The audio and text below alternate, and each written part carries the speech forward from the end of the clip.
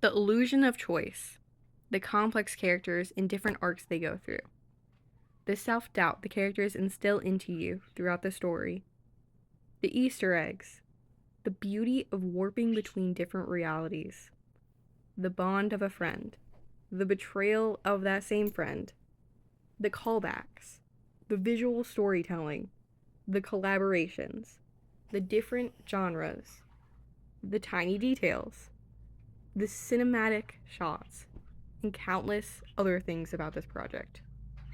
What makes this project different from anything else? It's a passion project. Mark put his heart and soul into this project, and its ending can mean different things for different people. It's all just so cool. When I first played through the game, I picked the funny options. Not out of malintent like the characters blamed me for, I just wanted to have fun with friends.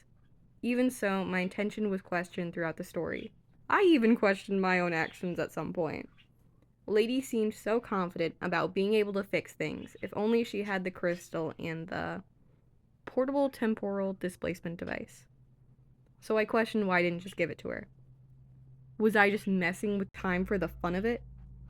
The story placed constant doubt on my motives. After all, the universe is littered with the corpses of my failure.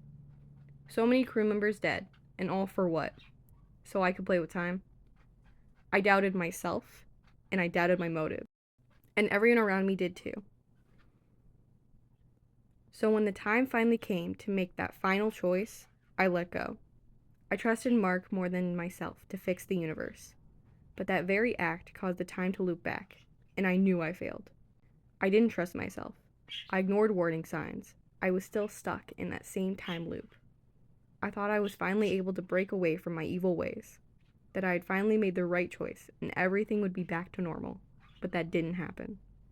Instead, that same voice woke me up for another day of torture, where I watched my friends lose trust in me and meet their deaths over and over and over again. I was hunted down, misunderstood, and blamed for the end of eternity all over again. And I watched the universe and everyone I love come to an end. I was exhausted and still trapped in that same endless cycle. But this time around, I could see the way out. How could I not see it from the very beginning? This choice, it wasn't up to them. It was up to me, the captain. Despite the silly mistakes I've made at the beginning, I had to trust myself. So when I finally looped back to that final choice, I knew what to do. I didn't let go. I held on in spite of everything. I held on to who I was, and I held on to what I believed in. I stopped doubting myself, and I finally did it. For the first time in a while, I was accepted as captain again. The trust I thought I lost forever was given back to me, and my crew put their trust in me again. I made the right choice this time. It's important to trust yourself and not let others make choices for you. It's important to recognize when things feel wrong, because at the end of the day, no one knew how to fix the universe. No one knew what was happening, and I could only trust myself to truly know what was going on. And through seemingly infinite timelines, there was only one way out, and that was through my choice, to trust in myself. To finally stop letting others dictate and control my decisions, and even the opinions I had about myself. And at the end of the day, I wasn't the villain. No one was. Mark was right in saying that whatever path you choose first is your canon path. There are many different meanings you can take away from the story, and maybe you got something completely different out of its meaning. But that's the beauty of it. There's so many different characters with their own arcs, and maybe you relate to them. Warfstash coming to the terms with the fact that he doesn't need to know all the answers, and just loving his clueless life.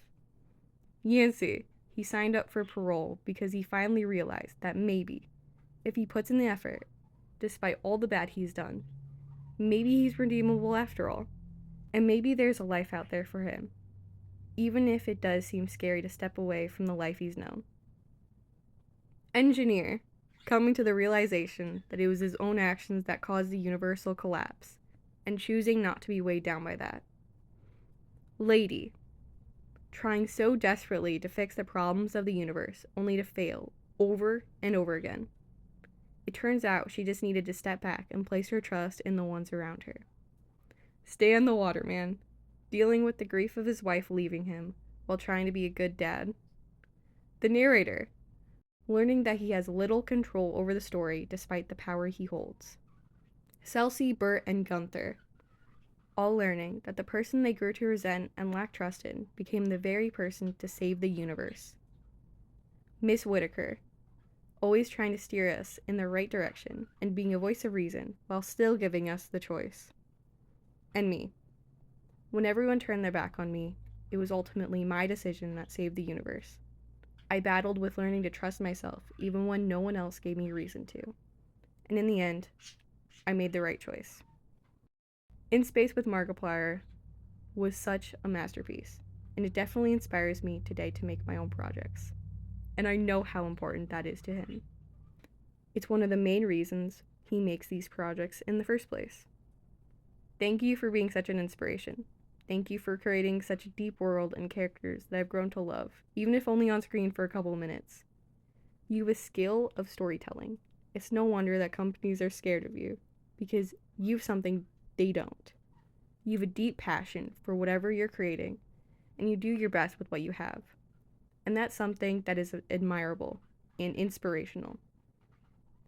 I can't wait to see what else you create, Mark, and I also can't wait to see the final product of what I make too. So thank you, Mark, for believing in me. No one else will.